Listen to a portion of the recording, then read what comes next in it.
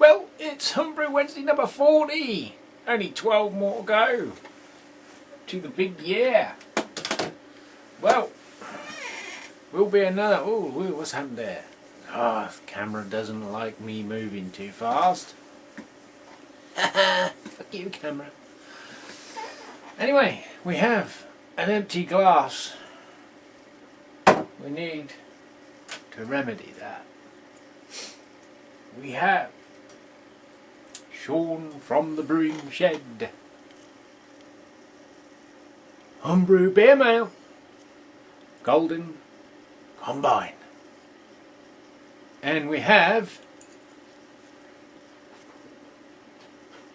a key. A bottle opener key. Courtesy of HomeBrew. So, let's put it to good use. Well, it works. Oh. And the beer's a bit lively, but not so lively that we have to call in the clean-up crew. And give it a gentle pour. It smells nice. I can smell it from here. Sweet smell. There's a bit of hop matter in there, but I'm using a straight glass, nicely carbonated. A few little particles floating around, but that's why they call it real ale, isn't it?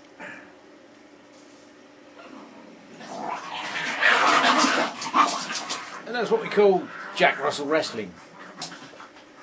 Right. Ooh, she's nice and hoppy. Nicely bitter.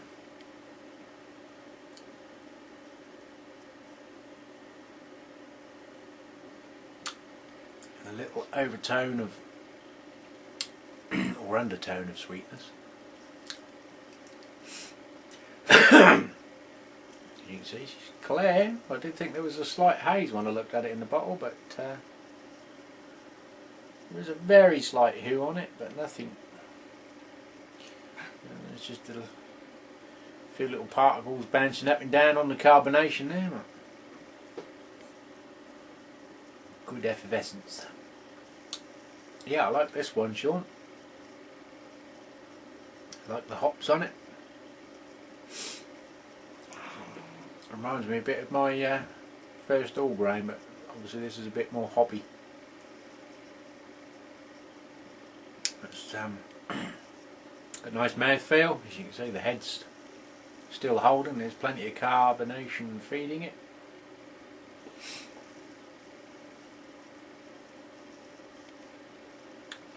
Got a little straight bitterness from the hops. Yeah. Tastes clean and crisp. No sort of unwanted aftertaste.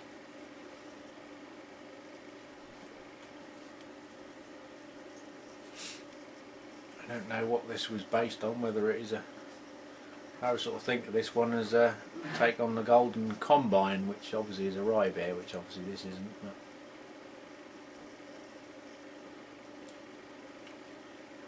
But anyway, cheers to Glenn at HomeBrew Brewery for the bottle opener key ring, which works because we've just tested it. Cheers to Sean for the beer, it works because we've just tested it. I'll just test it again. And again. What have we got? 6.6% ABV. I don't know what it will be like when I get down to the end of the glass, but I think if you didn't tell anyone it was knocking at 6.6%, you could have a few drunk people at your barbecue. But yeah, I like this one. It's the right level of bitterness to be sessionable without turning your tongue on strike, like a Frenchman's Union. Yep, seal of approval, mate. Thumbs up. Well, I haven't got much to tell you because I haven't. I would have liked to have brewed this weekend. I was going to get me gas ordered for me propane gas, that is. But as some of you know, I was working on a Saturday, so I wasn't here to receive a gas settlement because I was driving a lorry. And it's carbonated. Yeah, so sort of half a day's weekend work. No gas, no brews. I did think about doing one of the kits over there, but I want to do something more than just hot water, light malt extract, maybe a Jack Russell or two, some grains and things like that, just to embellish it up. I did buy some cloves and coriander this weekend for possible additions to a beer. I have got some Finlander kits, which is a winter beer, I think, which I think I might adapt one of those, short brew it, put some DME with it, bulk it up, raise up the ABV, and do a few spices for a crimbo brew. Obviously, it's just having the time to do it, and it's not a case of, you know, it's got to clear the kitchen up. But anyway, I want to do an all grain, but I can't do that without gas. So I might be able to get in contact with a chap this weekend and get me one over. I don't know what weather's going to be like this weekend. Obviously, we're supposed to have had the storm of the century this over the weekend and Monday. Worst one since 1987. I know some people got it harder than us, but basically we didn't get anything over about 30-40 mile an hour gusts here, so it was a bit of an anti-climax. Which is just as well, because I can't get to my generator if the power had been off. But homebrew noting, my little experimental ales have been sitting in the bottle 2 weeks now, I think, and they were very cloudy, as you can see now, sort of see. They are pretty clear. There's not a huge amount of sediment on the bottom, considering the amount of stuff that was floating around in it. There is a little bit, I don't know whether the camera's going to pick it up, in there. Just a little bit, you might be able to see reflecting off the lamp.